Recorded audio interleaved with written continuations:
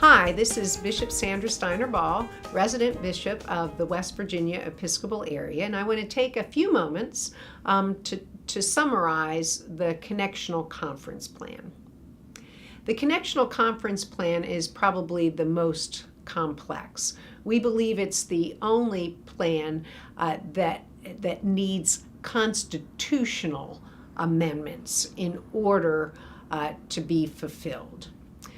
Constitutional amendments require a longer process in the life of the church because it doesn't just involve the decision and discernment and vote of the General Conference, but it involves, if it should pass, if a vote on a constitutional amendment should pass the General Conference, then that particular decision has to go to all of our annual conferences globally for vote.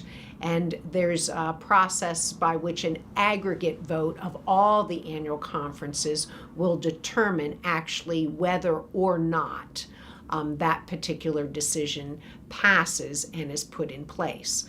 So the Connectional Conference Plan has a longer implementation period, and it will be longer if that plan should pass.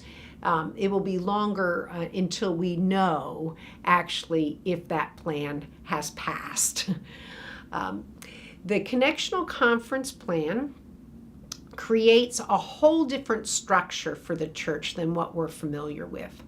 What the Connectional Conference Plan does is it creates a general conference which would hold all those things that we across the theological spectrum of the United Methodist Church, all those things that we can agree upon.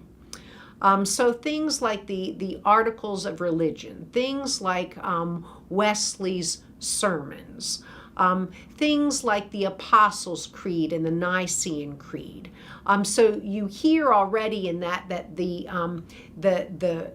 common book of discipline at the general church level becomes much thinner. It doesn't deal with social justice issues or issues upon which there are a variety of conversations and thoughts and perspectives. The Connectional Conference maintains a general conference and maintains a council of bishops. However, the General Conference becomes a place where instead of a lot of legislation and decision and discernment, the General Conference would become more of a motivational, inspirational, study, empowering, equipping kind of gathering, and the Council of Bishops would give leadership to that kind of a General Conference. So where does the kind of authority lie and responsibility lie in the Connectional Conference Plan? Well, underneath this General Conference, there would then be developed connectional conferences. This plan does away with the United States Jurisdictional Conferences and develops at least 3 connectional conferences according to theological perspectives, more traditional connectional conference, a more centrist connectional conference, a more progressive connectional conference. And that is very different because our current jurisdictional conferences are developed by geographical boundaries, not theological differences and perspectives. So in these connectional conferences, they would all have the same common core of a discipline that is agreed to by the General Conference, but then these connectional conferences would begin to develop their own books of discipline with a common core. And that means that these connectional conferences could then restructure themselves in terms of what the local church does and what annual conferences do and what boards and agencies will or will not be a part of each connectional conference. This particular, as you're hearing, this particular plan involves votes. So if we are now defining ourselves by theological perspectives, clergy persons would have to make a decision, a determination on which connectional conference they would like to be aligned with.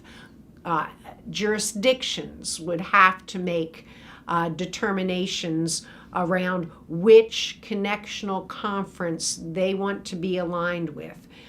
If a jurisdiction makes a decision and takes a vote on aligning with a particular connectional conference, and an annual conference within that jurisdiction does not agree with the jurisdictional vote, then that annual conference then votes on where they want to be aligned. If a local congregation doesn't agree with an annual conference's decision on where to be aligned, then a local congregation can take a vote on where they would be aligned. And it's the same with bishops. Bishops would have to make decisions around which connectional conference with which to be aligned. So that's what happens in kind of the United States setting.